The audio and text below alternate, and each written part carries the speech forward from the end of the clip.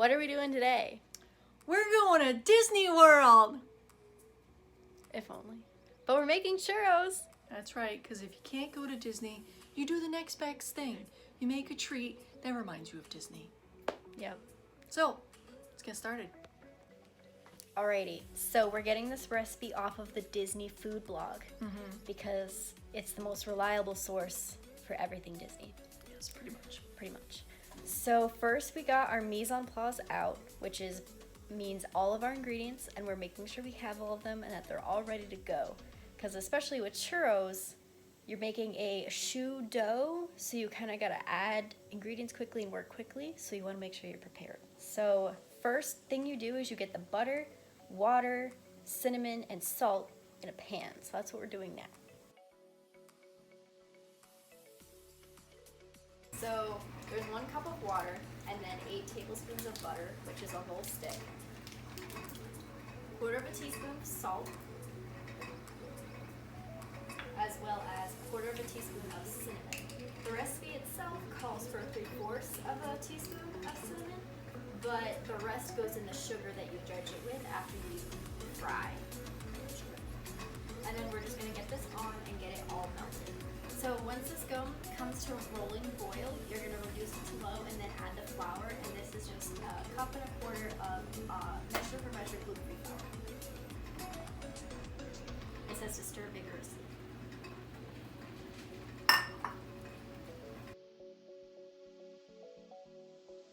So it says to make it like chill and rest for 5 to 7 minutes, just off the heat, and then you add the eggs one at a time.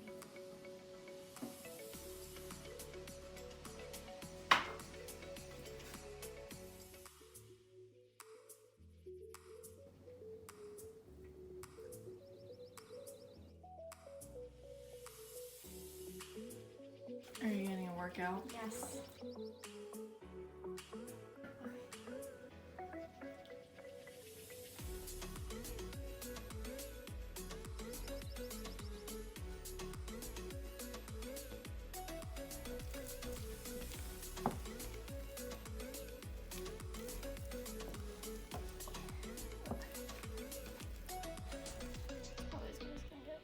We're going to take the dough and get it in a pastry bag. Now, if you don't have a pastry bag, you could totally use a Ziploc baggie. Just cut a little hole on the bottom. Even if you don't have a fancy doojier here, just cut a hole. They're so small. Ooh.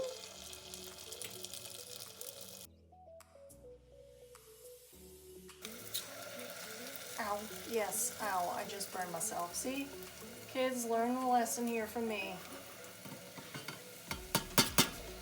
Alright, these are an experiment. I don't put too many in there, so we're just gonna see how these little babies go. And they're, oh, this is great. They're all clustering behind the thermometer. Okay, so see, they're nice and floaty. They look golden. So we're gonna take these out. Give a little quick toss, and then we're gonna plop these little babies over here on the paper towel. So once you take them out, kind of just roll them around a little bit so that the paper towel can soak up the excess grease. And then you're just gonna dump them into your bowl. It's better to do it while they're still warm because they'll soak up that sugar better, not so. It'll stick to it. It'll stick better. And then I just kind of toss them around with my hands. And then we have a little plate going of our dredged churros.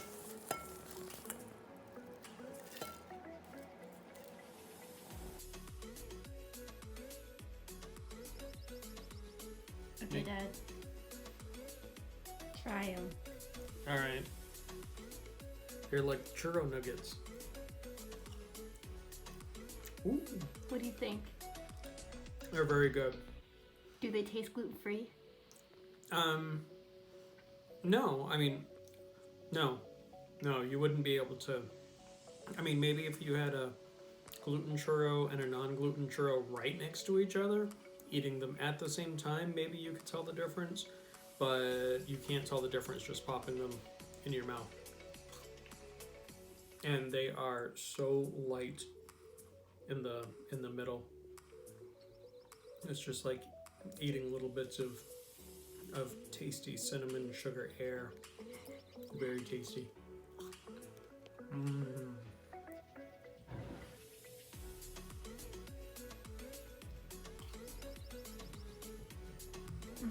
Alright, so Bria wants to make some chocolate sauce. So I'm gonna totally let her just fly by the seat of her pants and see how this comes out. So I have a giant block of chocolate here, as you can see.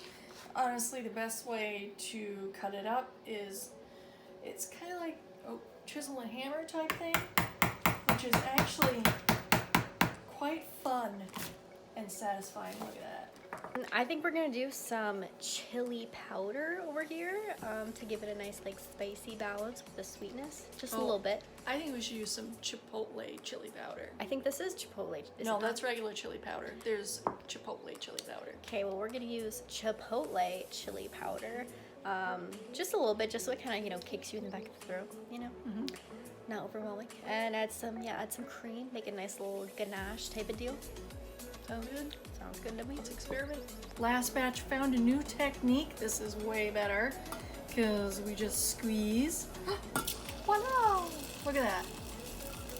These are a thing of beauty. Golden, delicious, crispy, cinnamony, Magical. magical, wonderful. Fantastic. All right, what do you think of the sauce? This is pretty amazing. It's I don't know what else I could say aside from that. The spice and the sugar and the cinnamon and the lightness would all go so well together, and the churros are just crunchy and light, and I want to go to Disney. Don't we? I think, first of all, this made a lot. This did make a lot. This made a ton. And, our shape was a little smaller because it was supposed to be like an inch. Yeah. Ours wasn't that big. I think it also helped. We did try taking out the star tip and just doing like straight from the bag. And what? They did not look pretty. They looked like turds. Yeah, and it did. the texture was different. They weren't quite as crisp, and they weren't just quite as airy. Yeah, I think they probably absorbed more of the grease. Yeah, so this was like... Oh my god. I can't help you. This is like half a cup of heavy cream,